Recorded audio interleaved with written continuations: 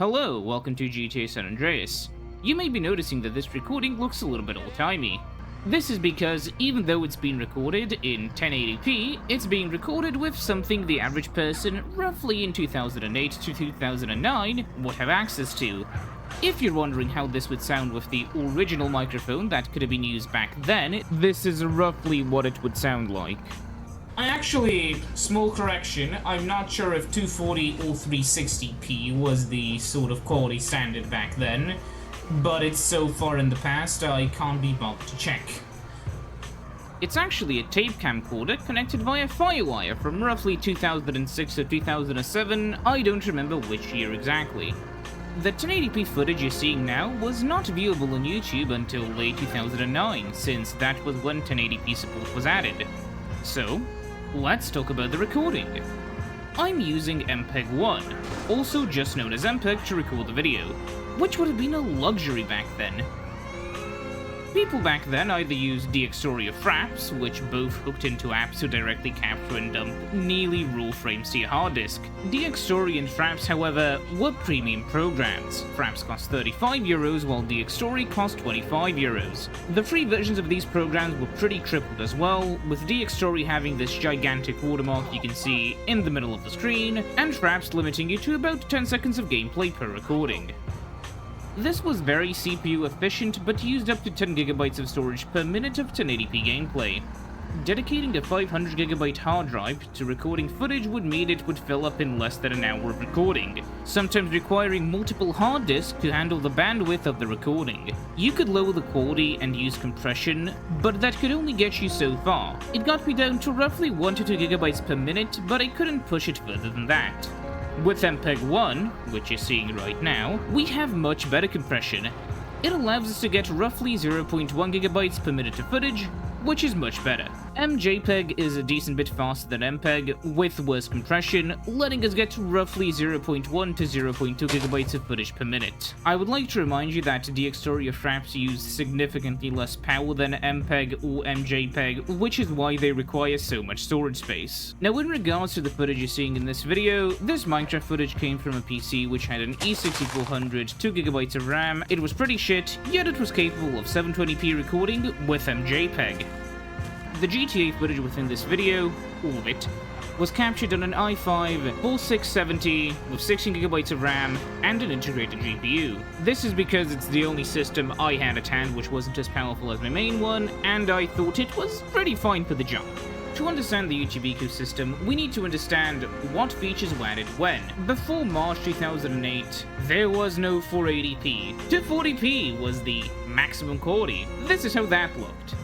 Whilst you're indulging with this, we need to talk about March 2006.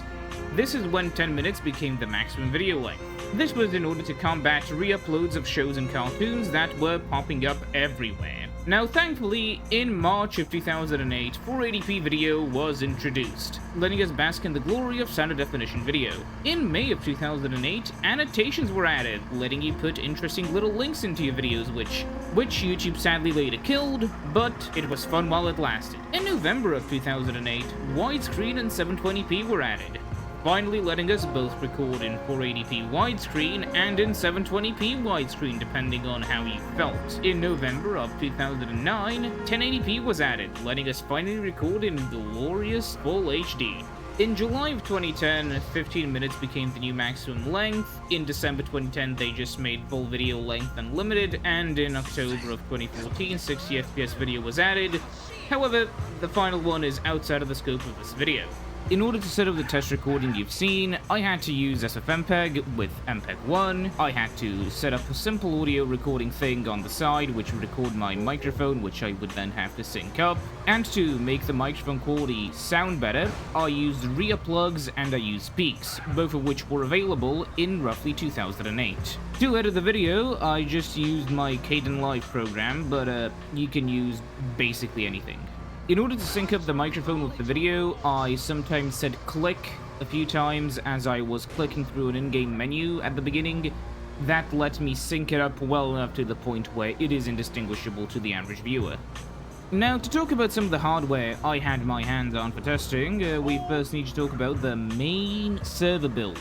It has an i5 4670, 16GB of RAM, and an HD 4600i GPU. In this case, it has 100% comparable CPU and GPU power because this is what we're comparing stuff to. Now, the two IRL builds I used to compare this against to make sure that my testing methodology was valid is a 2006 build and a 2012 E-Waste build. The 2006 build had an E6400, 2GB of DDR2, and an HD 2600 Pro. This gave it 14% of the comparable CPU power and 33% of the comparable GPU power. The 2012 E-Waste build, on the other hand, had a G860, 4GB of DDR3 RAM, and an HD 7450, which had 27% of comparable CPU power and 36% of comparable GPU power. The theoretical YouTube of 2008 and 2009 builds are relatively mid to high end because they kinda have to record stuff in high quality. I try to keep the parts reasonable, so let us begin. The 2008 build has a Q9650, 6GB of DDR2, and an HD 4870. This gives us roughly 45% of comparable CPU power and 220% of comparable GPU power. The 2009 build has an i7 860, 8GB of DDR3, and an HD 5870, which gives us 55% of comparable CPU power and 350% of comparable GPU power. Let's keep a few things in mind. 1080p is roughly 55% harder to encode than 720p, which is roughly 55% harder to encode than 480p. This is due to the number of pixels each resolution has. Increasing the frame rate by 2 times would also increase the needed power by 2 times. The numbers here are for MPEG. If you want to know how MJPEG would do, imagine a result roughly 1/3 to 1/2 faster than what you see here, but with the file size being at least twice as large due to the way MJPEG works, where it basically has a constant data rate and does not account for how fast the video is moving, which saves on power needed to encode but also wastes a large amount of storage. With MPEG, the main server was at 18% load at 1080p, 8% load at 720p, and 4% load at 480p. The 2006 build was at 120% load at 1080p, making 1080p recording unfeasible, 55% load at 720p, making it maybe okay for some tasks, and 25% load at 480p, making it okay. The 2012 E-Waste build hit roughly 66% load at 1080p, making it not feasible for the majority of games, 30% load at 720p, making it relatively okay, and 13% load at 480p, which is fine. The 2008 build hit roughly 45% load at 1080p, 20% load at 720p, and 9% load at 480p. The 2009 build hit 35% load at 1080p, 15% load at 720p, and 7% load at 480p. There's two things we need to consider with the 2008 and 2009 builds. 1. The 2008 build would be made before 1080p was rolled out, making 720p a pretty good target before late 2009, with 1080p recording still being possible due to number 2. These two builds are quad-core, with most games at the time only using 1 or 2 threads. The games could freely use the first 2 cores, while the 1080p recording and the OS tasks could happily sit on the other 2 cores, although it may be a bit cramped with the 2008 build. What about the Xtoria fraps? I could get at most 3% CPU usage on the i5 PC, so I didn't bother testing with anything else. We need to consider which games we could record and upload in full quality due to the resolutions available to us at the time. You'd need an S-video capture card for older consoles, although I'd recommend a component capture card for 6th Gen ones. You'd need a modded handheld console in order to capture stuff like the DS and PSP and Game Boy and whatever. And I suggest an HDMI one for 7th generation consoles onwards to get good quality. Between the start of YouTube and March of 2008, as 240p was the maximum resolution, we could record any 5th generation console game or earlier, along with handhelds up to the Game Boy Advance. Between March of 2008 and November of 2008, because 480p was added but not widescreen, we could record any 6th generation console game that didn't run in widescreen, the PSP and the Nintendo DS, although the PSP would be letterboxed and the DS would need to run screens side to side, with the top one being 1.5 times the native size and the bottom one being 1 times the native size. Which isn't particularly great, but definitely possible. The Nintendo Wii could have been recorded in 4:3 mode, although waiting for widescreen could have been the better call. Between November of 2008 and November of 2009, we could record most things. PC games would now look completely fine, we could make DS recordings look good, the PSP would not be letterboxed anymore, and widescreen lets us record not only the Wii in its full size, but the PS3 and Xbox 360 would also be available, letting us record tons of great games. Past November of 2009, we could record games that ran in 1080p on PC in 1080p, as most consoles that ran on the PlayStation 3 and Xbox 360 ran in 720p. Capturing console games is one thing, but considering you'd have to run PC games in the same machine you're recording on, unless you're mad and use two of them, what requirements the PC games of that era need? It's much lower than you may think. From what I managed to look up, most games released around 2009 required relatively fast single-core processors, with some having lower-end dual-core processors as the recommended requirements. Considering that we have a pretty fast Core 2 quad and a pretty fast i7, we're completely fine on that front.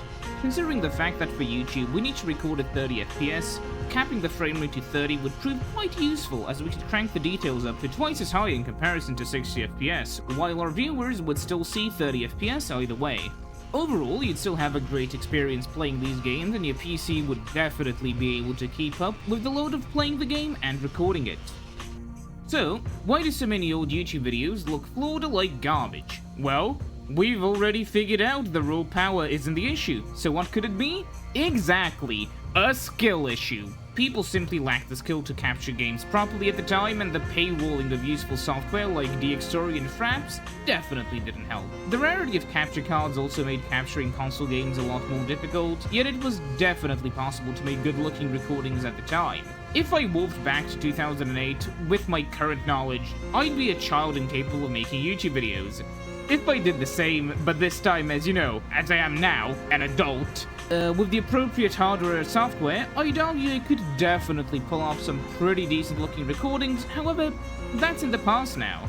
Nowadays we have new codecs like X264, with ultrafast being blazingly fast on new processors. This is because new processors have new instruction sets that dramatically speed up X264. Any Haswell CPU, e.g. 4000 series or later, will be able to do X264 faster.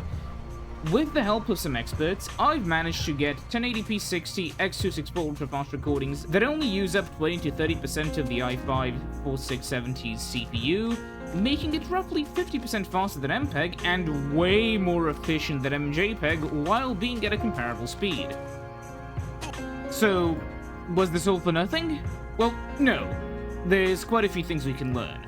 First of all, these techniques still work on older PCs. With better software, you may get even better results. So if you have an old PC, you want to record YouTube videos, you can. More importantly, this shows us the peak of what people could do back then, to put in modern standards in comparison to the old ones. I'd argue audio quality is more important than video quality, and that nowadays a 720p with a good microphone is much more watchable than a 4K video with a toaster pretending to be a microphone. However, a proper microphone tutorial is outside of the scope of this video. I'd like to thank you for watching. If you want to see more relatively well-researched videos I make on random stuff I find interesting, I'm considering making more, so stick around for that. I'll see you later. Goodbye.